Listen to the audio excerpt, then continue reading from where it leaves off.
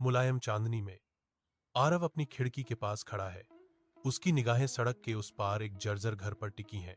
पुराने घर के भीतर एक हल्की पीली रोशनी टिमटिमा रही है, जो किसी अदृश्य हाथ से पकड़ी हुई सी धीरे धीरे झूल रही है। आरव धीरे से अपनी सोई हुई बहन सना को हिलाता है। उसका चेहरा डर और आकर्षण के मिश्रण से भरा हुआ है, क्योंकि वह खिड़की की ओर इशारा करता है। जैसे ही उसकी आंखें खुलती हैं, सना धीरे से हाँफती है। उसकी नजर आरव की रहस्यमयी रोशनी का पीछा करती है। एक साझा आशंका और उत्साह का उदय होता है। आरव और सना भयानक घर में घूमते हैं। उनके चेहरे टॉर्च की रोशनी में स्पष्ट दिखते हैं। धूल के कण हवा में नाचते हैं। मकड़ी के जाले हर सतह को ढोंक लेते हैं, क्योंकि एक पुरानी पीतल की लालटेन टिमटिमाती है, जो विकृत नाचती हुई छायाएं डालती है।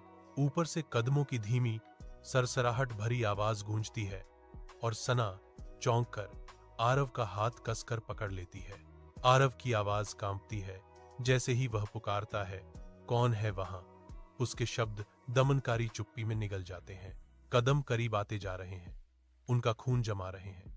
तभी हवा का एक झोंका लालटेन बुझा देता है और उन्हें अंधेरे में धकेल देता है।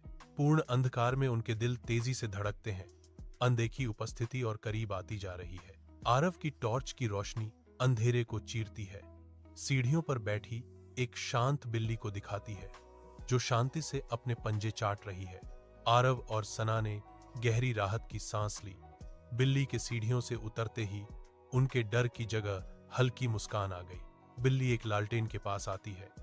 उसकी निगाहें एक कुचले हुए कागज पर टिकी हुई हैं, जिससे आरव और सना करीब आते हैं। जैसे ही वे प्राचीन मानचित्र को खोलते हैं, एक तालाब के पास खजाना शब्द उनकी आंखों में नई आशा और उत्साह की एक चिंगारी प्रज्वलित करता है।